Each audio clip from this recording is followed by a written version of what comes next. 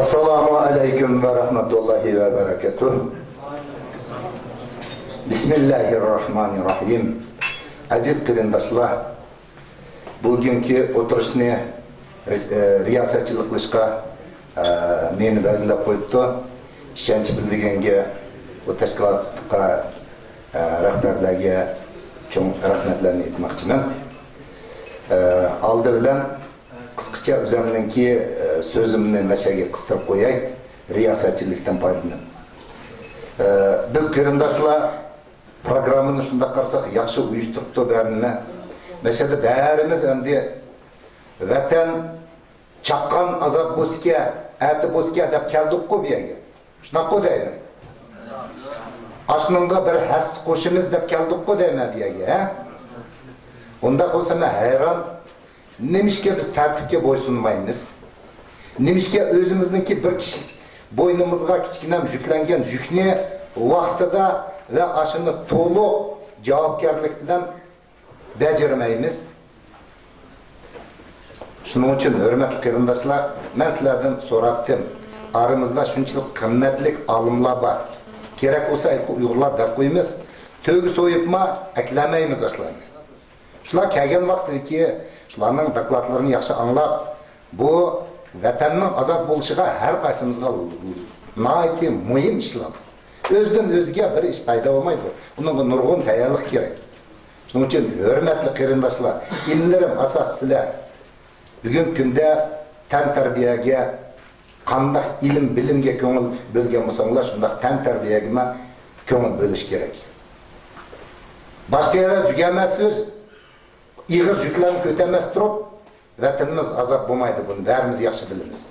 Şununla her qaysımız tayar boluşumuz gerek. Sizlarni şununla sel bir çakırmakçıyım. Endi gün tartibimiz boyunca her bir bizninki yığınla hatmi Kur'an tilaveti bilen başlandı.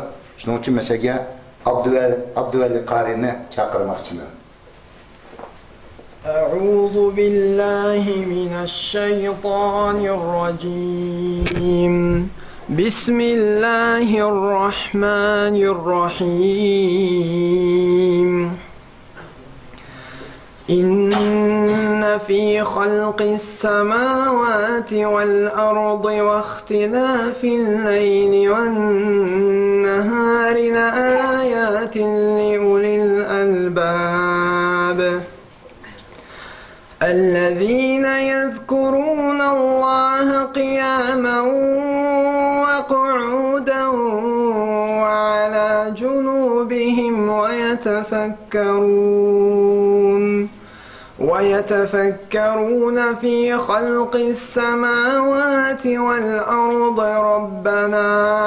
ربنا ما خلقت هذا باطلا سبحانك فقنا عذاب النار ربنا إنك من تدخل النار فقد أخزيته وما للظالمين من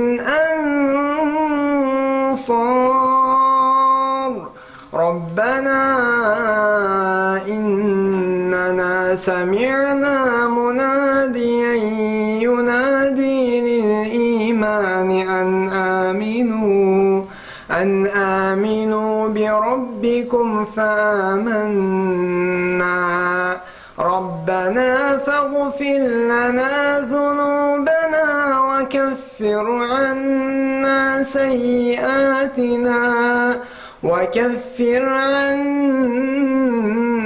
سيئاتنا وتوفنا مع الأبرار ربنا وآتنا ما وعدتنا على رسلك ولا تخزنا يوم القيامة إنك لا تخلف الميعاد صدق الله العظيم. Rahmet. Oğlumuz Abdüveli Qari'den Allah razı olsun. Hürmetli qarindoshlar, bugün gün tertibimizde Şarkı Türkistan davasının halkaradaki orni ve halk aralaştırışının usul çağrıları edip bizning kıymetli doktorimiz Erkin Ekrem'ni maşaq çakırmakçı ben. Dikkat bilen anılsakmış. Kene marhamet. Hürmetlik divan reisi, kadirli kerimdaşlar, kichiklarga izzat, cho'nglarga hurmat ve selamun aleyküm. Ve aleykümselam. Bugünkü temamızda Şark Türkistan ve Uygur davası anlatmakçı. Bu iki dava aslında iki xil dava. Şark Türkistan davası müstakillik davası. Uygur davası hazırki ahvalda kişilik hukuk davası. Etnik gruplarınki haklarının davası. Fakat Uygurlar Şark Türkistan'ın davasını kılvatkaşka Uygur davası ile Şark Türkistan davası okşaş bir dava buluvadıdı. Halkarada yalğızla iki millet bu iki hukumunu birleştirip karaydı. Birisi Uygurlar, birisi Xitaylar. Başka misalga Amerika'da olsun, Avrupa devleti olsun, Türkiye olsun, bular hiçbir zaman Şark Türkistan davası diyen gapni qilmaydi. Bular yalğızla Uygur meselesi deb ifade qiladi. Bu hukumunu ayırmak lazım. Bazı devletler eğer de Uygurlarga istaçılık bildirse, Şark Türkistan davasıga tövbe qo'shyotidi deb qilish xato bo'ladi. Xato tushunilish xato yo'lga apurdi. Xato yo'lga apargandan keyin xato natija bo'ldi. Xato natijada öteydigan bedel var. Şununla bunu biz to'g'ri tushunib, vaqti saati kelganda birlikda tushunib bu ikki hukumni vaqti saati kelganda ayrı tushunsak deb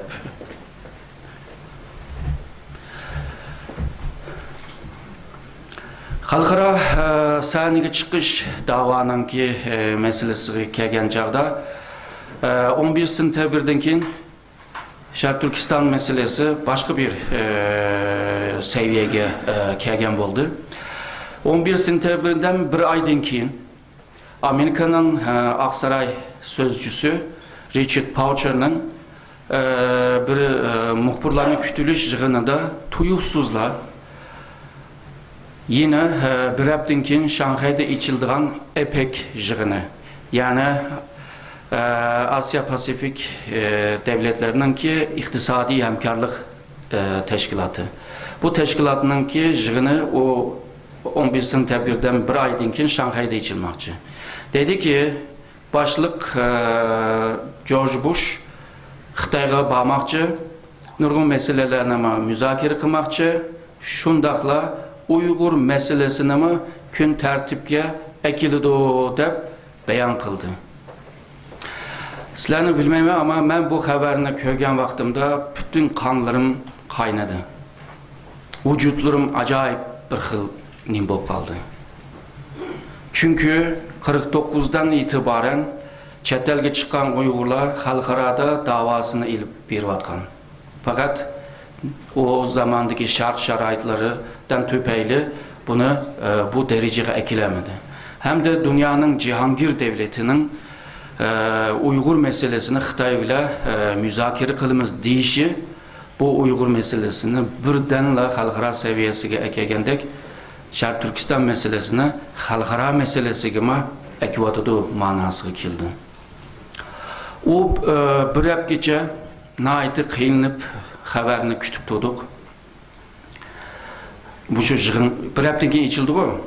Bu yig'in qandaq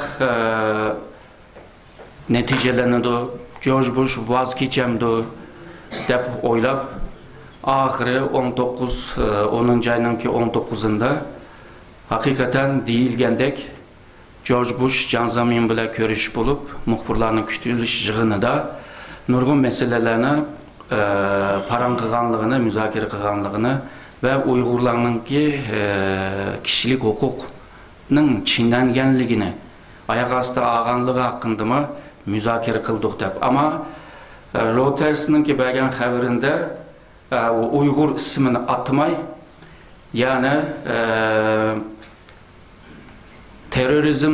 terörizmni bahana kılıp, aşı etnik grupninki haklarını ayak astı alamaysa dep uçuk ve aşkar Şanghay'da bu gapni dedi. Bu gapni degenden keyin artık Uygur meselesi başka bir nimege, başka bir seviyeye kelginining bir işareti buldu. Xitoy tarafini qaraydigan bo'lsak, 11 sentyabrdan keyin Xitoy mana Sharq Turkiston meselesini terrorizm bilan bağlashga tirishdi. Bu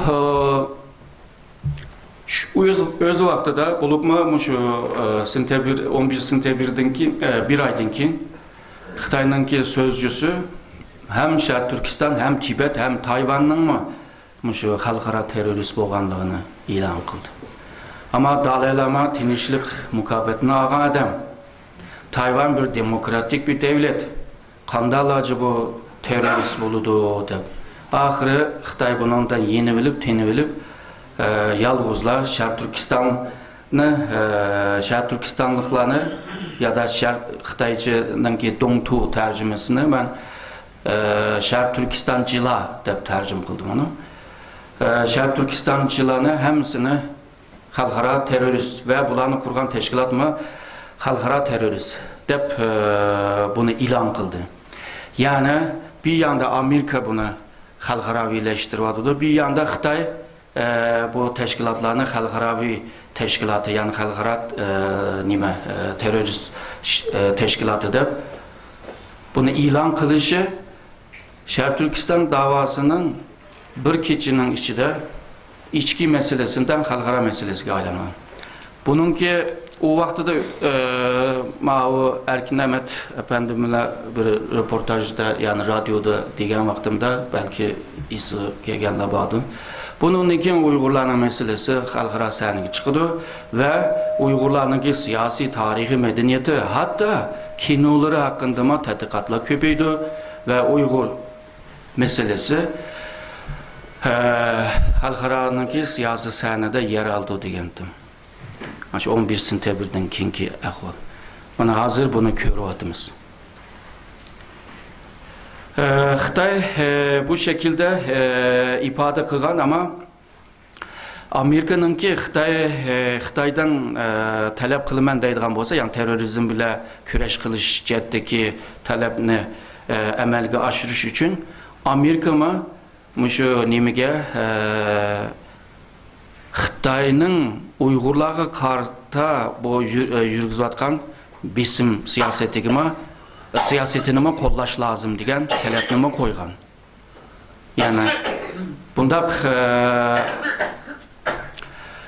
yani bir yerde bu Xitoy sözcüsü bu şekilde dağıdı. Bundan keyin Xitoylar bütün dünyada Sharq Turkistonchilarni hammasini terörist deyishga tirishdi. Misalga Türkiye'de, Germaniyada, Amerikada bağlan yerde terörist e'lon qilinglar.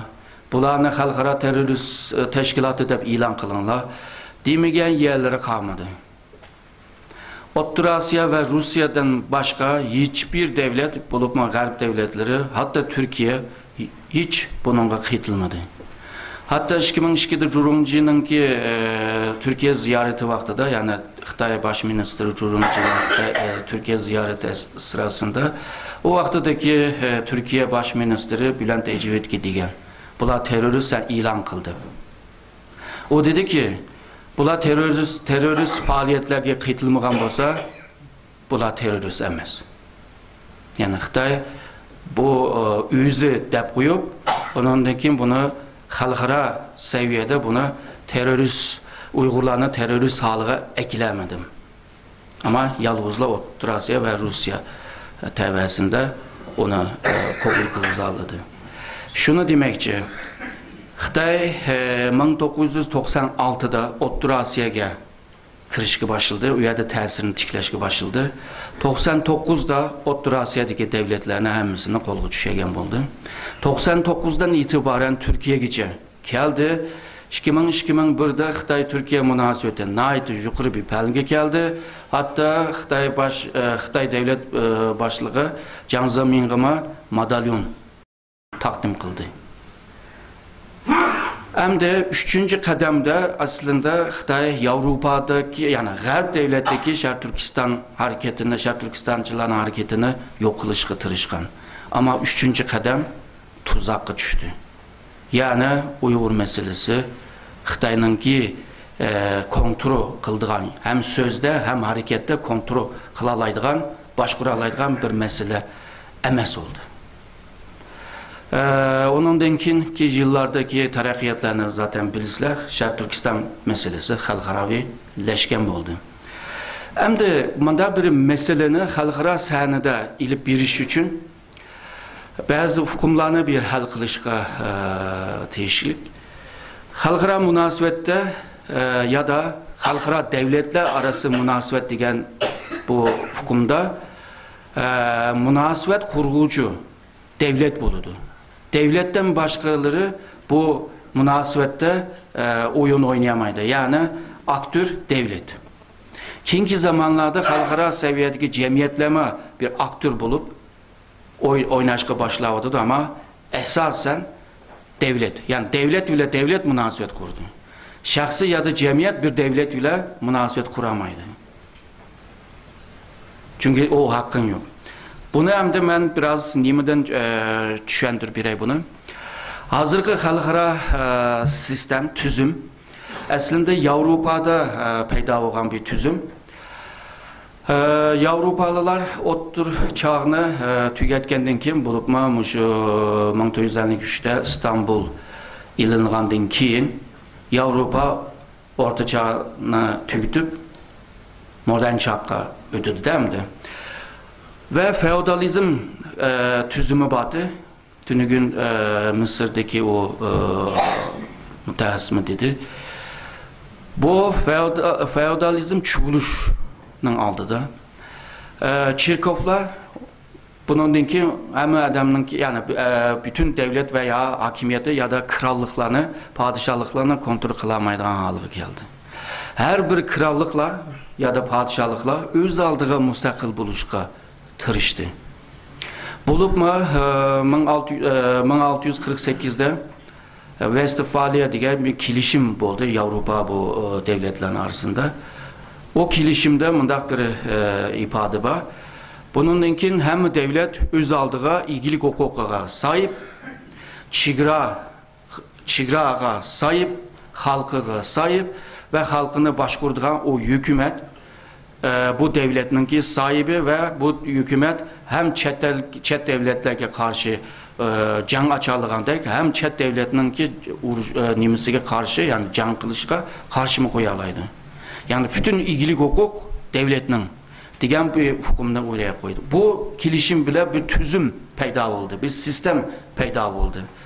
Bu sistem 1789'da Fransa'nınki inkılabından keyin resmi oturuşu başlaydı.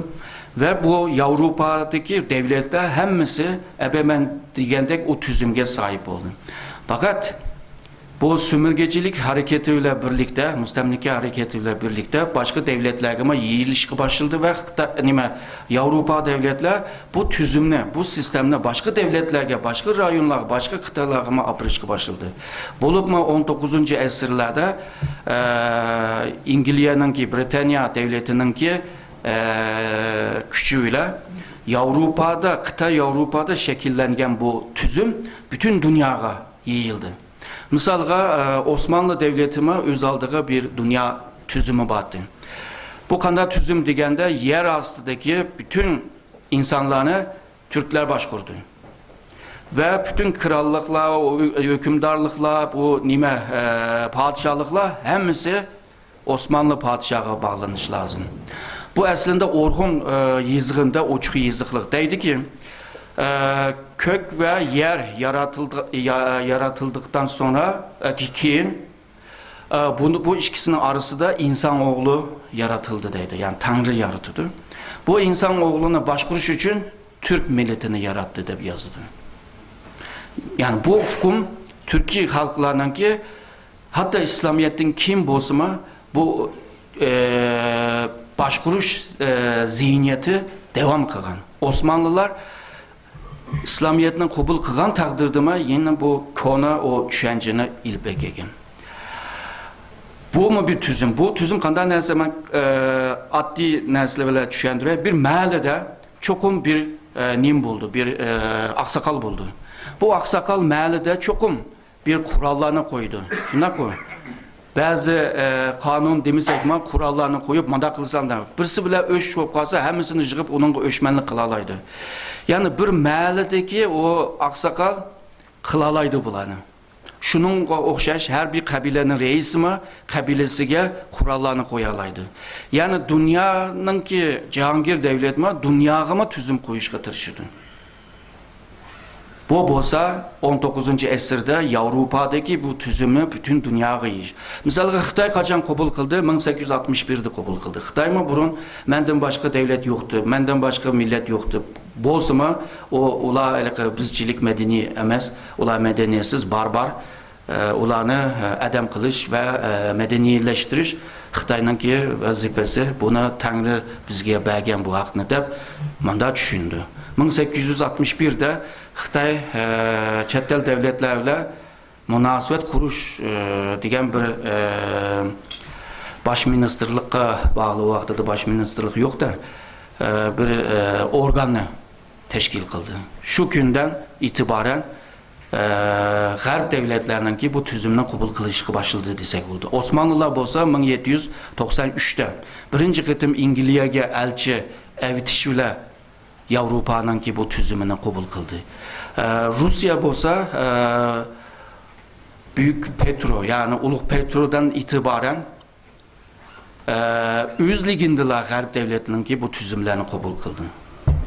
Hazırki tüzüm Amerika'nın kurgan tüzüm. Hazır halkaradaki tüzüm ve sistem Amerika'nın kurgan sistem. Bu ma İngilizce'den mındakla ilip ötküzülüpla bunu devam kılgan. Misalga futbol kurallarını, misalga basketbol oynaş kuralları, hatta maşının ki yolda kandan meniş lığından aşı nurgun bizninki bugün bilmegen yani bunun tigdeğini bilmegen bazı kurallar var. Köpüncüsü Britanya devleti ile münasebetli. Bunu hazır pek bilmeyimiz. Bunu kengaytken ve yükseltken Amerika. Bugün Amerika'nın ki kurgan bu sistem 1945'ten kim kuruldu. Bu halkara sisteminin ki siyasi mesulatı Birleşken Devletler Teşkilatı. Biz ona bazen hata düşünürüz çünkü nurgun hakladaydı Birleşken Devlet mundak Birleşken. Xude o dünyanın ki umumi hükümeti, hakimiyeti, devleti de o Amerika'nın ki kurgan tüzümünün ki siyasi mahsulatı. İktisadi mahsulatı nimo degen vaqtida misalga Dünya Bankası. IMF'nin nimdeyimiz? Halkara Pul Fondu Teşkilatı mı? Onundakin Dünya Ticaret Teşkilatı var. Bu hemisi Amerika'nın kurgan tüzümünün siyasi, iktisadi cetteki mahsulatlar. Sen bulağa azab olmuşsan, sen payda alamaysa, sen bu teşkilatlara azab olman desen, bana şart bu. Bu şartlarga kol koymak ve imza kılmak mecburiyeti. Kımırsan, bu tüzümge meydan okusan, seni yok deme. Seni tasfiye kılma. Eğer de benim tüzümümge mas kiyemese seni devlet yapma kabul kılmayma. Misalga Şimali Seprus devleti. Misalga Tayvan. Mesela kabul kılmayma. Türkiye Cumhuriyeti ilan kılıngandan keyin Lozan kilişimide bir kilişimge imza etişke mecbur kaldı. Lozan kilişiminin ki asıl manası Türkiye Cumhuriyeti'nin bu g'arbliklarning kurgan tüzümün tarafından kabul kılınışı. Yani ben tüzümge kiray. Tüzümge kirgandan seni bir devlet deb ko'rdi. Seni bir aktör deb ko'rdi. Şununla bizning bugün devatkan devlet degan hukm, nation degan hukm aslında Avrupa'dan paydo bo'lgan narsa. Ondan evvel mi devlet var ama bugünkü modern manadaki devletin hukmu başka. İki xil manada. Bunu tushungandan keyin bu ebedep o'tgan tuzumlarda yolg'izlar davlatlar bir-birisi bilan munosabat qura oladi. Sharq Turkistonliklar davlat quramagandan keyin bu davlatlarning orasindagi munosabat quradigan bir aktyor emas, bir o'yinchi emas. Bir davlatni qurgan vaqtida sening davlat tilingni qabul qildi, madaniyatini qabul qildi, diniy e'tiqodini qabul qildi, hamma nimani qabul qildi. Chunki davlatlar bir-birisiga hurmat ko'rsatish lozim, ichki ishlarga aralashmaslik lozim degan bunda shartlar var. Ha, ba'zan shart bunda yozilgan ama boshqacha qilgan ishlar bor. Endi bunda bir ahvolda Sharq Turkistonning davosini qanday xalqaro sahnada, xalqaro munosabatlarda, xalqaro tuzumlarda, sistemlarda qanday ilib boramiz degan masala paydo bo'ldi. G'arb davlatlarininki qurilishida muhim bo'lgan bir qancha qimmat qarshi var. Bu hem ijtimoiy hamda siyosiy qimmat qarshi. Birisi erkinlik, ikincisi demokrasi, üçüncüsü insan hakları. Her devletninki, her milletlerinin öz aldığı bunda qimmat qarshi var. Ama ben deb o'tgandek Vestfaliya kelishimidan keyin 1648dan keyin g'arbliklar mushu narsalarni, mushu hozir deb o'tgan 3 xil hukmni qimmat qarshiga aylantirgan. Bu 4-500 yıldan beri bunu yığınlab, bunu toluqlab bugünkü haliga ekivatıdı. G'arb devletlerininki xalqaro munosabatida yana bir hukm var. Bu hukm bo'lsa kuch, yani power. Bu g'arbliklar uchun muhim narsa. Yani kuchim bo'lsa hal qilaman. Şununla g'arb devletlerde tarihiga qaraydigan bo'lsanglar, urushda, jangda ya da bir münakaşada kuch ile kuch silishtirdi. Bir kuch ustun bo'lsa, a kuch teslim bo'lish lozim, kelishimga imzo qilib qilish lozim. Ama sharqiga qaraydigan bo'lsak, bo'libmi Xitoyga qaraydigan bo'lsak, ularninki nimasida kuch emas. Ularninki kalısında ilgerlik. Misalga Türkiye'deki tarihte Osmanlı vaktideki filozof Mevlana'nın bana deydiğen gibi var. Kanda bolsan şundak bol. Şuna tercümesi doğru mu? Sen kanda bolsan şundak bol. Üzerine üşürüp yağancılık, sahtekarlık kılma diye manada var. Ama Sünzü Savaş Seneti diyen bir kitap var. Sünzü Uruş Seneti. Sünzü Binfa. Onun 3. bölümünde kandak deydi diyen vaxtıda hiçbir zaman köngündekini sırtka kösetmedeydi. Jığılaydıgan yege külüş lazım, küldüğen yege jığılaş lazım deydi. Bu düşünüşlük değil mi? Cemiyetlerin arasında bunda bir köz qaraşlar var. Şununla G'arbliklar Xitoy bilan munosabat qurgan vaqtida yomon qiynalib ketdi. Chunki u o'zininki qimmat qarshi bilan Xitoy bilan munosabat quryapti. Xitoylarmi onunga qarab, G'arbliklar qarab, bular zo'ravon, bunlar qattar, bunlar eski xalqlar, bular munda deydi. Chunki ular kuchga tayindi. Kuch hukm xalqaro munosabatida nayta muhim bir hukm. Yani devlet çokum güçlü oluş lazım. Onundan keyin sen üzerindeki devletinin esas ya da milli menfaatini qo'lday olaysın. Milli menfaat esas bulup iki nesden teşkil tapıdır. Birisi devletini yaşatış, birisi xavfsizlik aslında devletini devam kıldırış. Eğer senin gücün bulmasa bunu kılamaysa, şununla hemisi güçke ekmek bir vadıdır. Hem de Uygurlarga kelsek, bulardan qanday paylanırmız?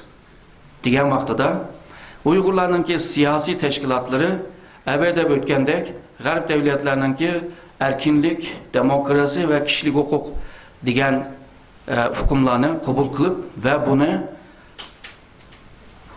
bundan paydalanib faaliyetlerini ilib berish lazım G'arb devleti. Misalga qurolliq hareketler bo'lsa, kuch tayanmak lazım. Yani bu ufkumdan paylanmak lazım. Xalqara sahnede görüngen nəslər siyasi, görünməyən nəslər güc. Həmimiz bundakı zoravanlıqqa karşı biz yaxşı köməyimiz, anda yaman, bu anda eski deyimiz. Ama xalqara münasibətdə bəzən də güc ilə güc mücadilə qılğanını görürüz. Qurallıq hərəkətlərinin ki, öz aldığı, özgə xas bolğan bəzi məxbiyyətlər bolğaşqa, mən bu məsələni bək açmayım. Siyasi meselelerini içki tırşay. Şərq Türkistan'ın bu davası əbəqədəb ötkəndək iki qımmet karşı esasında yürgüzmek lazım. Birisi güçki tayanmak, birisi əbəqədəb ötkən insan haklı demokrasi ve erkinlikке. Şərq Türkistan davası için nimeler kılındı? Bunda şaraydı. Xalqara münasibət mandak bir şaraydı ki, ularının ki kıymet karşı mandak ki, bugünkü xalqara tüzüm zaten Qərbliklardan kurgan tüzüm ki, bunda bir şaraydı bizler Uygurlar nimelerini elip bir iş lazım. Bu vaxtda da çokum bir planlarını, strateji planlarını, yol haritalarını sızmak lazım. Bunu 10 yıldan beri de pilotum ama bu onay emes okşaydı bu mesele. Hazırcıdaki bundan nəslər demevatımız. İnşallah kısa bir zamanlarda bulanımı körelleşke nisp olsun. Her kanda planlarda çokum bir nişanı buluş lazım. Nişan çokum milli menfaatke hizmet kılış lazım. Nişanga kartı strateji planlarını kuruş lazım. Strateji plana karab, yol haritaya karab, onundankin siyasetini belirleş lazım. Siyasetke karab, onundankin faaliyetine ilip biriş lazım. Yani kılıvatkan faaliyet çokum en baştaki milli menfaatke hizmet kılış lazım. Nurgun faaliyetlerini kılıvatımız 10 yıldan beri sanap tüketkili olmaydı. Ama önümü nimo diyen vaxtıda qarab qalımız. Bunun sebebi senin qıgan faaliyetin, senin otturu koygan o menfaat ile maslaşmıqanlığını göstərir. Çünkü qıgan faaliyetin menfaatke maslaşkan bolsa yüzlüğünden de göründü o neticesi. Önümün göründü o. Qərblikla bizi bile boğan farkı meyli biyoloji cetten bolsun, meyli başka fiziki cette olsun, cıq özgürüş yok. Çıray başqaçı boğan bile fiziki ma biyolojik cettinde atma cıq farkı yok. Ulanın minisi kancı gram boğan bolsa bizninki mi şuncu gram. Ula bile bizninki farkımız, ula sistem bile iş kılıdı, biz hissiyat bile iş kılımız. Farkım işedir. Eğer bizim ula 500 yıl tırışıp aran tapkan bu tüzümünü biz bir gecede, bir gündüzde paylanıp kılalığan bolsak. Yani xalqla kampanya işiltip atsa biz illa da ben şu cahillik kılıp ketmen çapamam mı? Gerek yok o. Biz mi azırak pul yığıp kampanya gelsek 100 adamın kıldığın işini bir adam kısa. Şuna koy hem de Qərbliklardan ki o nimelerine iliş belki bununki bir tosaqlığı yok. Şununla Qərbliklardan ki bu üsluplarına yügünüş lazım dep oylayman. Tünügümü dep öttüm. Bütün kişinin ki annesi akıl. Aşınılı işiltəlisi. Kur'an-ı Kerim'de mi deydi bu? Akıllık adam ancak Allah'ını düşünəliydi. Yani bilimlik, ilimlik adamdı. Kur'an-ı Kerim'de mi düşünüş için belli bir ilim seviyeye kiliş lazım. Biz qanda qılaylı degen vaxtıda bizninki nişanımız yaman çoğun. Ben meyada kösettim. Biz nihai nişanı Şərq Türkistan'ın azadlığı degen misalda bunu düşendirmekçi. Çünkü nurgun bazı teşkilatlar onunki nişanı müstakillik emas. Misal ular medeniyetine esas ağan, o sanatına esas ağan, yani başka nesnesinden ağan ama ularının ki nişanı başqaça boğaşqa, strateji planı başqaça oldu. Hazırki benim belgem misalım müstakillik üçün dağıtımı. Misalga nişan çoğun. Dünyada devletini kurgan liderler hemisi tarihte yazıldı. Amerika'nı kurgan, Rusya'nı, Sovyetler İttifakı'nı kurgan, Xitay'ını kurgan, Türkiye'ni kurgan adamların hemmimiz bilimiz. Şuna koyun. Çünkü insan oğlunun hayatında kılalaydıgan en çoğun iş hazırca devlet kuruş. Yani devletini kurup çıkış. Devletini kuralgan kargancağıda o alaydı bir kişi. O alaydı bir kişi boğanga karganda tallangan kişi, yetişken kişi. Bununla ekmiyet vermek lazım. Ben hemen herhalde saatim toşuvadıdır. Hemen çakkan ötey. Bu nişan pek çoğun boğaçka. Bunu 3'ge bölmek, 4'ge bölmek, 5'ge bölmek, xıl nimige kademge bölsek buludu. Bunu hazır ben 3'ge böley dedim. Birinci basqış. Birinci basqışınınki məqsəti nimo degan vaqtida Şərq Türkistanınki kimligini, xalqınınki kimligini qoqdab qilish. Tünügün dedim. Kimligini qoqdab qilish birinci basqışınınki nişanı buluş lazım. Nima? Məqsəti buluş lazım. Bununki nima? Nişan bulup birincisi Şərq Türkistan davasını xalqaravileştirmek. Bu zaten boğanlığını evvel körüvatım. Zaten boluvatıdı. İkincisi, tünügümü de öttüm. Teşkilatını kurumsallaştırma, kurmallaştırma. Sistematik halığa ekilmek. Üçüncüsü, siyasetçiler derhal profesyonelleşme. Digendek, bu üçünü hedef kılış gerek. Onun denkin, yürgüzüdüğün siyasetlerini miyede nurgun yazdım. Hemen sanap kemey. Bir yerde bir mesele idea yaratış. Bir faaliyetini yürgüzmek için ideaya ihtiyacımız var.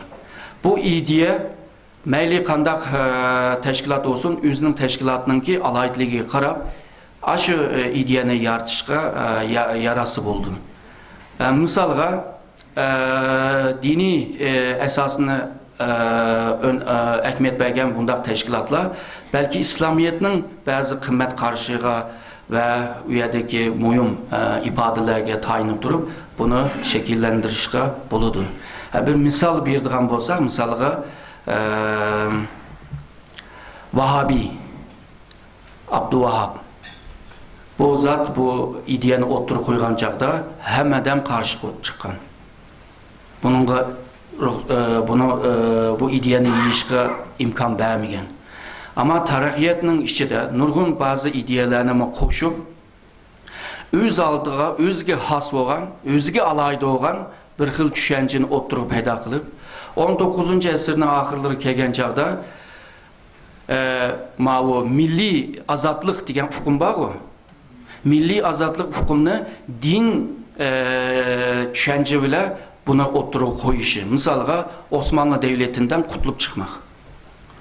Bu hukum işçiga kirgendeki nurgun Müslüman cemiyetler asanla kabul kıldı bunu. Çünkü bunun da kurtuluş, azatlık, kurtuluş degen hukum var. Misalga Çeçen olsun veya Uygurlarda bazı kısımda olsun. Bu bir misal. Okşaş kılışına hacet yok. Uygur halkınınki alayetliklerine karab İslamiyet'ten ayetlerde emir buyruklarından faydalanıp bunu oturup koysa buldu. Bu ideye oturup peyda olan vaxtıda hem adam ideye ile hareket kılıdı. İdeye bazen insanı kat cem kılalaydı. İttifakını kurduğun şilim desem düşmedi uya gidin. Yani tutup durduğun şu çiçilango nesini tutup durduğun nesi de o. İkincisi şu plan, tüzüm, yol harita. Bu harita boğanı ki yana çiçilangolunu tutalaydı. Bununla mı ehmiyet bir iş lazım? Bunu hem de dinge toluk olan, siyasetge toluk olan adam ve adamlar birlikte buna kısıldı. Misalga Birinchi qadamdanki bizningki nishonimiz, asas nishonimiz kimlikni qo'g'dab qilish. Hozir kimligimizni qo'g'dagandan keyin biz bir millat bo'lamiz-da. Bir millat bo'lish uchun jiq shartlar bor. Tunugun Erkin Ahmet efendimiz dedi buni. O shartlar to'liq bo'ldi. Masalan, o'zingning tili, o'zingning iqtisodi, o'zingning urf-odat, o'zingning diniy e'tiqodi, hammasi o'zingning bo'ladi. Haqlar müdahale qilamaydi. Bu kimlikni qo'g'dab. Kimlikni qo'g'dab bo'lgandan keyin ikkinchi bosqichda huquq nima? Huquq Türkçe. Qonun va madaniyat bilan o'zingni qo'g'dash. Qonun degan chog'da Xitoyninki ichki qonunlari, bu ham Xitoyninki asos qonundagi ba'zi moddalar bor. Ikkinchisi Sharq Turkiston rayonining asos qonuni. Buni 2001-yilda eng oxir uni o'zgartirish kirgizdi, 99da o'zgarish kirgizdi, uni da avval qildi. Buni qabul qilish uchun Xitoyninki 1953da qo'ygan bir ramka shaklidagi bir asanlık milletlerge bergen haklarını onunla tayandırmak lazım. Eğer de onu mu yaxşı kömemen desem, Avrupa Birliği'ninki asanlık milletlerge bergen hakları ve ulağa bergen bazı kanunlar var, hukuklar var, onunla ya da Birleşken Devletler Teşkilatı'ndaki asanlık milletlerge karta verilgen haklarını ilip başka bir asas kanunu yazıp çıksın buldu, açından qarab kısım buldu. Onun gibi halkara kanunlar. Halkara kanunlarda nurgun Uygurlarga mas keldiğen kanunlar var. Misalga 62-68'lerde çıkan iki kanun var. Bunların hemisi müstemlike astidagi halklarına azat kılış veya topraklarına qaytırıp beriş. U yerda texmanda iboralar var. Eğer de şu müstemlikçi, eğer de toprağını beğenmey, halklar bisimini devam kısa, u yerdeki halklar kurallık bile mücadelene, küreşini kılalaydı deb hakkını vergen. 2004'te ben New York'taki bir jığında, o vaxtıda bilirsiniz, 2004 degenden ki bütün dünyada terörizm bile küreş devatkan, kaynavatkan vaxtı. Məşədə Uygurlar terörist emasdır deb, bu xalqara kanunlarına, maddelerge tayin durup, degandim u vaqtda atmosfer boshqacha bo'lgandaki meniki gaplarim pek nim bo'lmadi balki ta'sirlik bo'lmadi ama jiqadan unutib ketibdi. Aslida mush xalqaro qonundagi Uyg'urlarga, bundaq asanlık milletlarga, musulmonlarga bergan nurg'un huquq va haqlar bor. Bularni birdan ilib huquq bilan abayqi kimligimizni texmi mukammal holga kelamiz. Asosiy qonunlarda diplomasiyaninki bir qismi xavfsizlikninki tümü Xitoy merkezi hükümetine bağlangan takdirde onundan sırt Şarkı Türkistan'ın siyaseti, iktisadi, muharibi bular hemmisi Şarkı Türkistanlıklarının kolunda buluş lazım. Bu ikinci baskışını bunu qoğdab qilish lazım. Ve nişanımız güçlük bir milletni payda qilish. Güçlük bir milletke payda bo'lgandan keyin üçüncü baskışqa ötüş asan buldu. Üçüncü baskışta milli devletni vücudga kelish, nişan. Ve hedef, maqsadimiz mustaqil bo'lish. Eğer de bu yollarga qarab mağdigan bo'lsak, belki Allah'ın izniyle, ruhsatiyle, buyrug'ini bilan belki bir yerga arzu qilgan yerga kelalaymiz. Bo'lmasa, yana nurg'un ishlarni qilib yurib, unum alamay, ömrümüz tugab ketib, oxiri shundan bilan oyatlarda degandek, sen uzang-uzangni boshqaramagan vaqtida haqning qo'liga topshirib berma.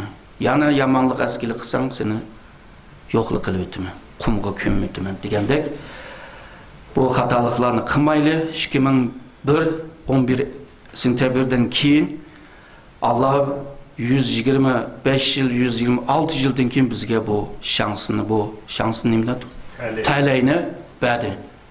Bu talayni kaçırmamak lazım. Xalqaro muhit, xalqaro vaziyat, xalqaro siyosiy atmosfer Uyg'urlarga muvofiq, ama kamchilik Uyg'urlarninki o'zida. Rahmat sizlarga. Rahmet Erkin efendim. Alım diyen mandat 40 minutga 1 minut vaqt qoldi mana. Undaq bo'lsa ben programma chidim qoldi. Rahmat. Allah Taala sizden razı olsun. Allah razı olsun. Şu kasbingizdan davomlashtirib dunyoga tonildigan hattoki buvilarimiz Mahmud Qashqariydak, Yusuf Qasqajiblardek olimlardan bo'lishga Alloh taolo nasib qilsin. My Lord, my sins are like the highest mountain. My good deeds are very few. They're like a small pebble